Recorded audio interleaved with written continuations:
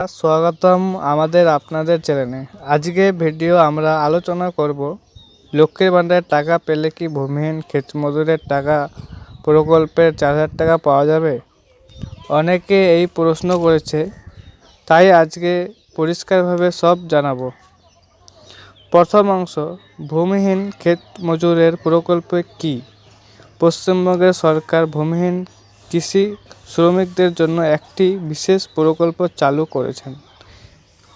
এই প্রকল্পে বছরে 4,000 টাকা আর্থিক সহায়তা দেওয়া হয়।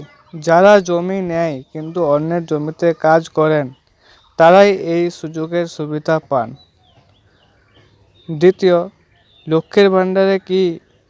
লক্ষ্মীর ভান্ডার হলো মহিলাদের জন্য একটি সামাজিক নিরাপত্তা প্রকল্প।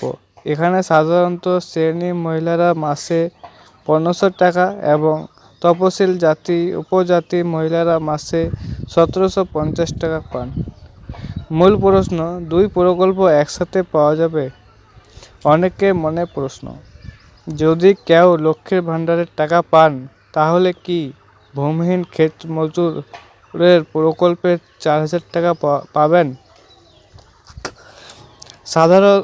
সাধারণভাবে দুই প্রকল্প আলাদা আলাদা বিভাগ থেকে পরিচালিত হয়। যদি আবেদনকারী দুই প্রকল্পের যোগ্যতা পূরণ করেন, তাহলে দুটোই পাওয়া সম্ভব। তবে কোনো ভুল তথ্য দিলে বা যোগ্যতা না থাকলে আবেদন বাতিল হতে পারে। গুরুত্বপূর্ণ পরামর্শ, আপনাদের আবেদন করার আগে ব্লক অফিসে বা কৃষি দপ্তরে গিয়ে নিশ্চিত হয়ে নিন নিজের নাম সরকারি তালিকায় আছে কি না। চেক করুন, ভুয়া খবর বা কান দেবেন না। লক্ষ্মীর ভান্ডার ও কৃষি ক্ষেত মজুরের টাকা একসাথে পাবেন। ভিডিওটি ভালো লাগলে লাইক করুন, শেয়ার করুন এবং চ্যানেলটি সাবস্ক্রাইব করতে ভুলবেন না। এই ধরনের সরকারি প্রকল্পের আপডেট পেতে আমাদের সাথে থাকুন। ধন্যবাদ।